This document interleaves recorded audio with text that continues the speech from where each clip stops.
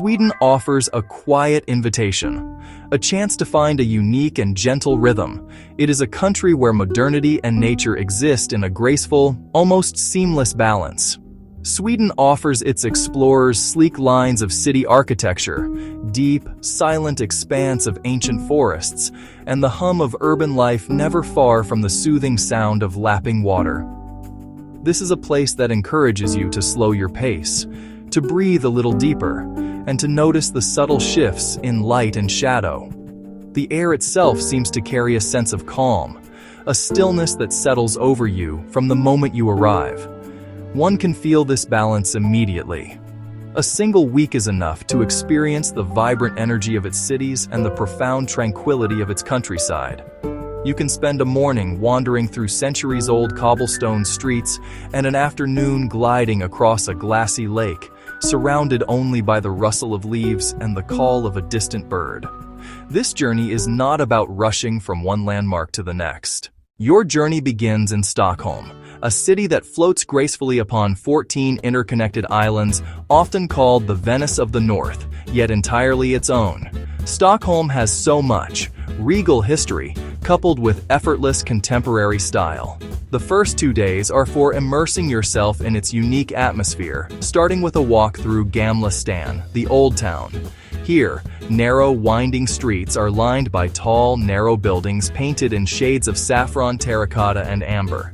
The air feels thick with history, accented by the sound of your footsteps echoing on the ancient cobblestones as you wander past hidden courtyards and antique shops. A quintessential Swedish experience awaits you here, the ritual of fika. This is more than a simple coffee break. It is a cherished moment to pause, socialize, and enjoy a sweet treat. You should find a cozy cafe, order a strong, dark coffee, and pair it with a freshly baked kanelbulle, a Swedish cinnamon bun. The warmth of the pastry, fragrant with cinnamon and cardamom, is a perfect counterpoint to the crisp northern air.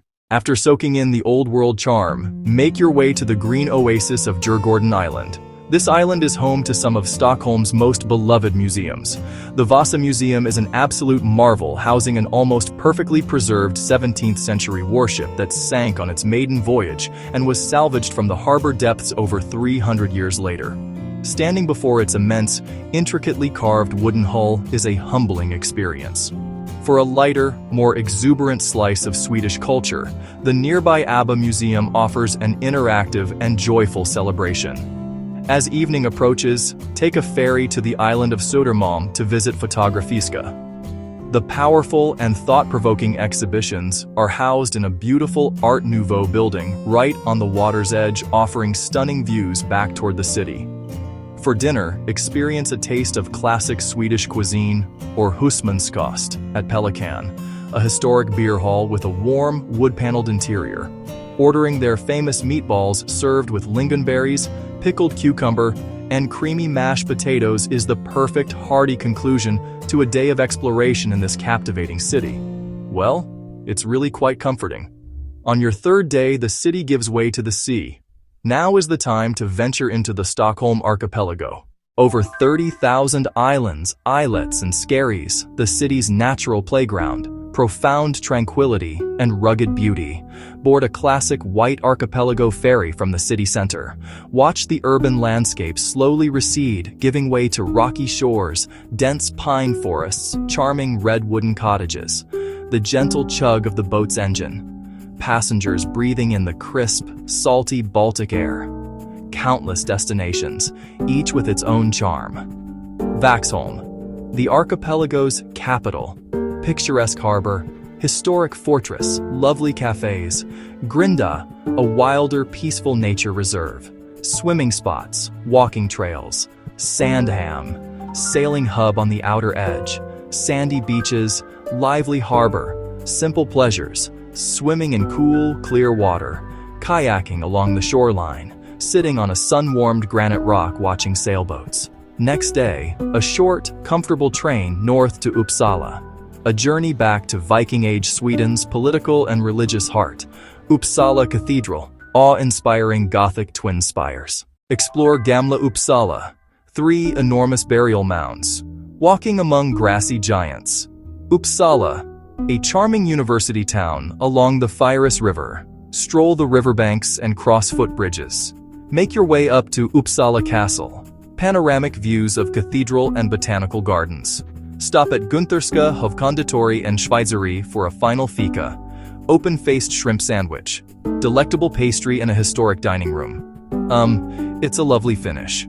Leaving the cities behind, your journey on days 5 and 6 takes you deeper into the Swedish soul-rolling hills and sparkling lakes of the Dalarna region. This is the heartland of Swedish folklore tradition and artistry, a landscape that has inspired painters and poets for centuries. The moment you arrive, you will notice the distinctive Falu red paint on the wooden houses. Here, life moves at a slower, more deliberate pace dictated by the changing seasons and the rhythms of the natural world that surrounds you. For those with an extra day and a desire for true wilderness, a final, optional journey awaits in the far north. A flight to Kiruna with a short trip to Abisko National Park transports you to Swedish Lapland. This is a landscape of extremes, breathtaking in its raw and untamed beauty.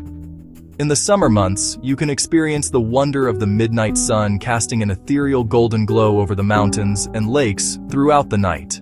It is a surreal and unforgettable phenomenon. Conversely, a visit in the heart of winter offers a chance to witness the aurora borealis. On a clear, cold night, the sky above Abisko can come alive. Green ribbons, pink ribbons, violet ribbons. Standing in the silent, snow-covered wilderness, watching the northern lights swirl and fade, is a deeply moving experience. It makes you feel both incredibly small and intimately connected to the cosmos. The air here is so pure, it feels crystalline, and the silence is so complete it seems to have a sound of its own.